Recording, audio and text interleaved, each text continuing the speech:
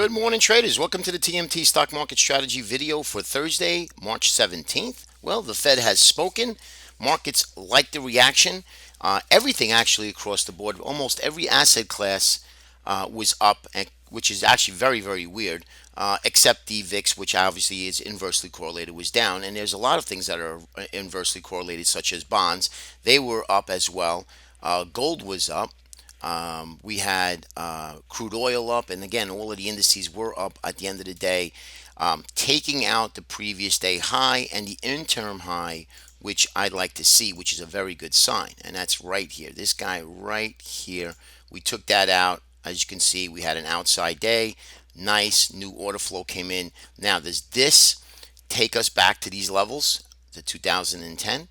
2100 in the ES. Not sure. It's still very early. I also wanted to mention that quadruple witching is upon us. It starts tomorrow, and that is a very bullish week this week.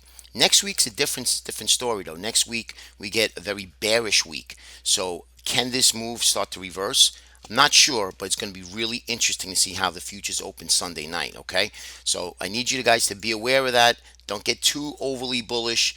We did rally for the last 4 weeks. I mentioned yesterday we had bearish patterns, head and shoulders patterns in all of the weekly charts in the Russell, the Dow, the transports, the spiders. I'm sorry, aside from the spiders, but we had all four bearish patterns here. So you got to be very, very careful, okay? Let's take a look at the other index, diamonds. We still have this big bearish rising wedge. Again, only bearish when it breaks, but we do have a bearish rising wedge pattern. Again, coming up into these highs. Got to be very careful. Are the sellers going to reemerge and start selling? Remember, guys, there's a lot of longs still trapped in here.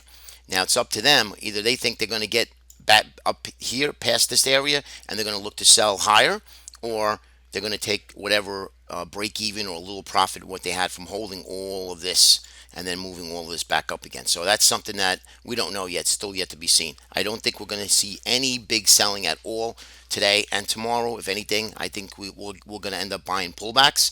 And then next week might be a different story, okay? That's the diamonds. Transports, again, doing well, but still underneath its 200-day moving average. We need to break back above this. This has to go higher. Otherwise, we could see a...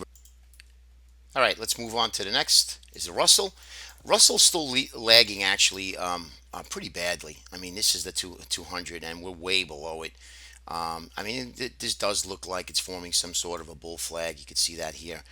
Really going to need to break out. I mean, I'm looking for Russell really to get back above, right above at least here at 108.50. And then once that breaks a little higher, then I think we have a little bit more legs. That'll actually support the rally that we're having if we are going to continue to move higher. I still like to treat this rally as suspect, meaning that I am not convinced that we are headed higher and everything is all great, all rosy again. Last Thursday we had Mario Draghi, as you noticed. He's continued QE. I mean, look, I'm not a guy that says, there's something bigger brewing. I do believe there is. But we trade what we see here at TMT.